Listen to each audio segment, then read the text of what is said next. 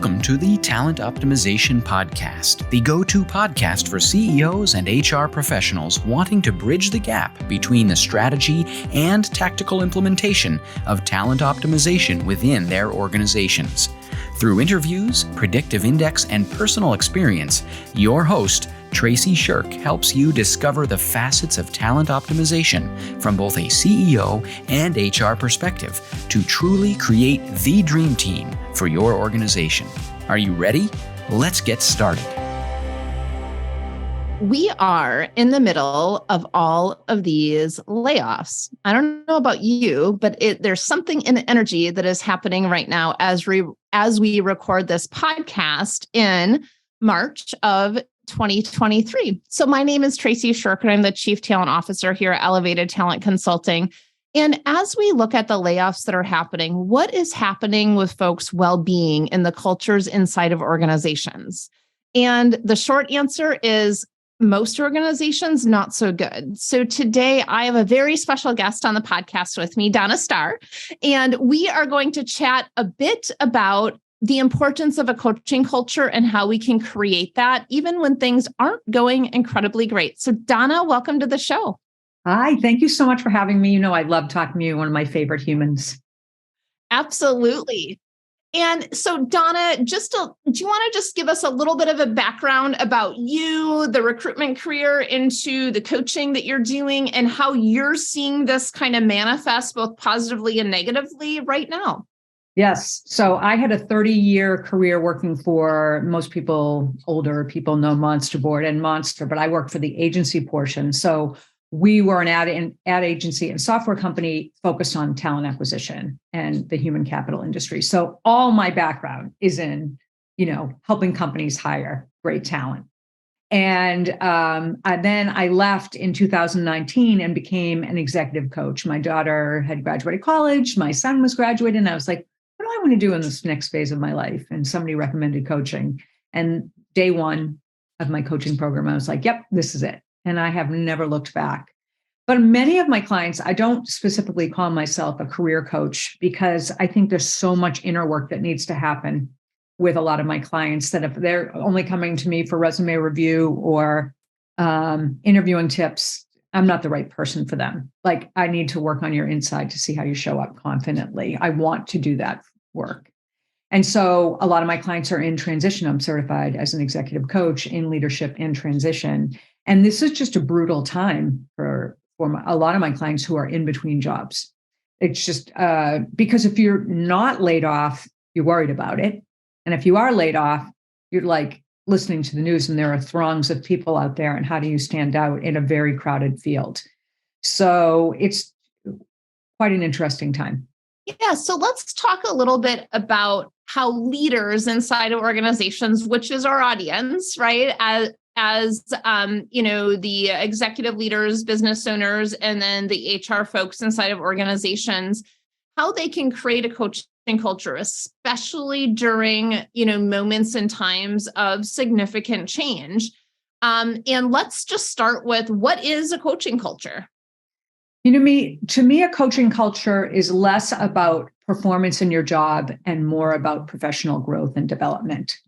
So, I want you to perform well in your job, but I also am invested in your growth as an overall human. And I know that seems like, well, is that the company's responsibility? But yes, it is the company's responsibility. It aids in retention, it aids in just being in culture, all of the above. So I think a coaching culture is more difficult now, seemingly because it may be an additional cost depending on how companies set up coaching cultures. But for me, it's essential because at the heart of coaching is empathy. And is there any time more than today that needs an empathetic culture? I mean, COVID obviously needed empathy because people were going through things they had never gone through before.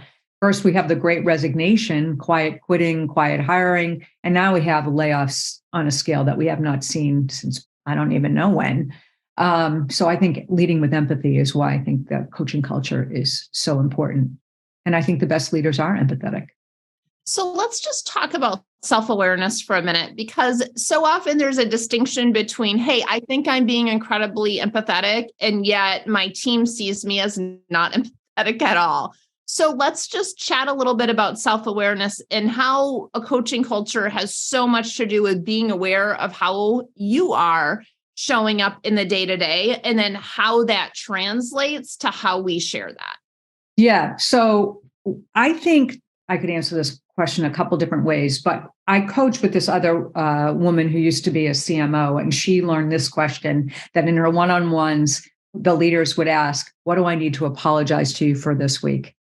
Which I love that question, and it has stayed with me a little bit, because as leaders, a lot of times, and I'm going to say that I've been guilty many, many times of this myself, I was focused on doing. What do we need to complete? How productive do we need to be? What are my sales numbers? Am I going to hit my quarter? Am I going to hit my month? There's so much emphasis on hitting a goal, right? That sometimes we don't ask, how are you doing? Mm-hmm. We don't slow down. And what you did at the beginning of this call, because you and I, when we get on the phone, we're like, and you're like, whoa, I want to slow it down a little bit because we're both so, meaning me, so ramped up, is taking the time to be able to ask your employees questions is about how they are or how you are. That's self-awareness, right? If you're just leading, directing, managing, attempting to hit a goal, you're probably not self-aware. You're just like, go, go, go, go, go. Self-aware is like, how am I showing up? And that's why I think coaching is even more important in these difficult times, because you really, really need to show up. Like, I've been reading about the Indeed layoffs. Obviously, Indeed is near and dear to my heart, right? That's a massive layoff for an industry leader. And Glassdoor obviously laid off. There's so much survivor's guilt for the people that remain. Like, why did I get selected to stay? Because good people are getting let go. This isn't, I don't think much of this is performance based. So the self-awareness that the people that are remaining need more support, because they're probably doing more with less. They lost some favorite colleagues if they're in the office or even on Zoom. And I think self-awareness is at the heart of an engaged culture. Yeah, absolutely. And what I loved so much about this conversation, and I actually did a lot of writing and recording on this inside of our talent optimization Inspire program that, is just launching right now. But we, talk a ton about this distinction between being a human doing and a human being, right? And how are we being in our day to day? And so often that is slowing down because we get so task focused. But at the end of the day, what are we actually measured on, right? I did a keynote to public school HR folks last week. And, it was really on how do we create a culture of gratitude? And when we show gratitude for others and really take the time to get to know them, guess what gets measured in school systems is how are these kiddos doing? And it comes down to the relationship. And we know that an engaged employee is going to produce so much more. So how do we keep them engaged specifically with that? So that self-awareness is a key piece of it. And then I think to circle back around to a coaching culture for HR leaders, so many of the HR leaders I work with have never been coached and have never been taught how to coach.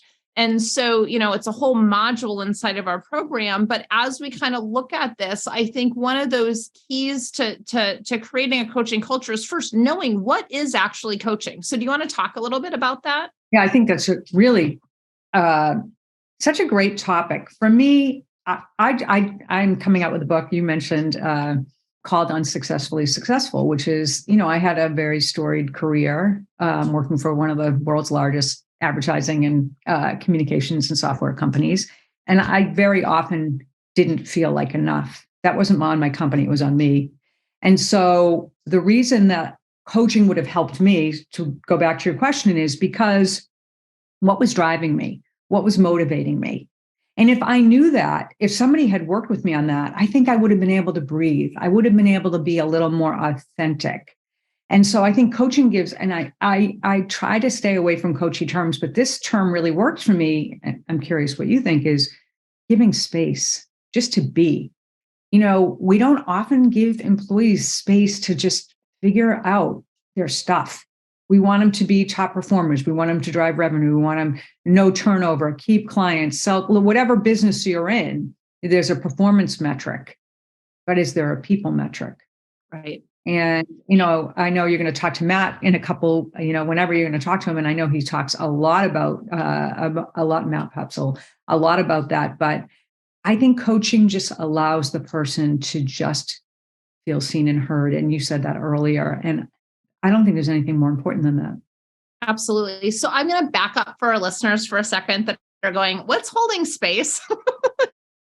So holding space is really where you are 1,000% focused on the other person. You don't have the ticker going off in your head about of all the things you need to do or that you've done. You're not looking at 700 screens. Your phone is not out. Your watch is not buzzing you. You are 100% holding the space for them to share whatever it is that they need to share. And that is a sacred space. It's not distracted. It's not anything else. And most importantly, there is no judgment. All you are doing is creating the space for them to share and be. That's it. Without judgment. I think the key is, and I think you said it, but yes, thank you for explaining that, because I'm very cognizant of coaching terms, but think about it for personal training. It's your time to be not judged and allow to discuss without any judgment, whatever it is that you want to talk about. A lot of times executive coaches, we're not actually talking about work because work and life are connected. Mm-hmm. They all are, it all works together. Yeah, absolutely. So when we create a coaching culture at work, it is creating those pockets of time where you're truly holding space for another. It's being self-aware of how you're showing up and asking the question. I love your question, Donna. What do I need to apologize for? Because when we invite that in, individuals are much more likely to share with us. The other piece I think of a coaching culture is clarity around what is happening. And when we talk about these massive layoffs that are happening, so much of a coaching culture is checking in with folks and, how are you doing? Here's what I know, right? There's certain things as leaders we can share and we cannot share. However, being transparent and with clarity about what you can share and kind of checking in about, all right, so maybe there was just a massive layoff, or maybe there's not in your organization, but it's been kind of circling around you, just checking in, because guess what? That fear creates disengagement. Disengagement creates lower productivity and profitability for the organization. So it's a nasty cycle if we get into it. Yeah, there's an ROI on people for sure. So, we don't, of course, it seems obvious, but it's not always obvious.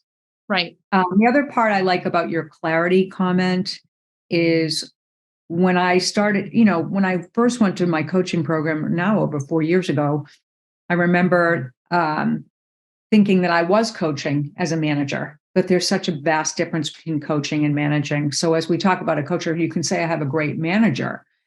But the difference is with coaching is when we give you space to be you and to, no judgment, we might ask you a very open-ended question. It's called an empowering question. And I'm not sure I did enough of that in my corporate career. I certainly think I was an empathetic, kind leader, but I was also very driven. I'm not sure that I gave enough time or energy to just letting something breathe a little bit, asking, how would you handle the situation? I think when companies get tense and there's conflict and there's constriction, we may be a little more human doing than human being. Yeah. So I think clarity allows for a lot of questions. For sure. And I did record a podcast last year about the distinction between coaching versus managing versus leading. So we can link that in the show notes. And as we start to kind of close out here, Donna, I'm curious, what is the key takeaway that you have for our, leaders, our executives and business owners listening in today? I always lead with this, with leadership and conflict, is what if you assumed positive intent? Right. And do you talk about that in your book? I don't talk about that in my book, which is interesting. So book number 2 happening. I'd like book number 1 to be out May 23rd. But I think that causes what I see in corporations all the time, because I coach a tremendous amount of leaders and I love doing it, is there's a lot of storytelling. And obviously that's the thing we coach the most around, is the interpretations of stories we tell ourselves. But you can create a whole scenario in your head that actually doesn't exist. So looking at different perspectives, which I think is also one of the beauties of coaching, is how true is that? So one tip, if we all led with assuming positive intent, how much different would our lives be? Absolutely. Absolutely. Like, where's the video camera on your shoulder that is recording what is actually said? And you can only make decisions off of the facts, right? So, what is a key takeaway for the HR leaders listening in today? I think HR's role has never been more important. And I know we said that during COVID. I know we said it during the resignation, but now I feel like, wow, you have a jittery workforce. You have looming wars. You have financial crises. You have layoffs. You have so much going on that I know the administrative work needs to be done, but focus on your employees in a way that you didn't even know was possible, because they really need it right now. And I'm on the coaching side, so I see what the byproduct of the cultures are. And I know you do too, but a little extra love and care for your employees right now will go a long way. And the way you treat your employees that you had to let go for a variety of reasons, treat them well. Absolutely. Absolutely. And one thing we talk a lot about is, how do you create happy alumni, and how do you support those alumni in getting that next job? Whether it is, connecting them with a recruiter, connecting with them with folks that that have positions that are available, writing that reference letter.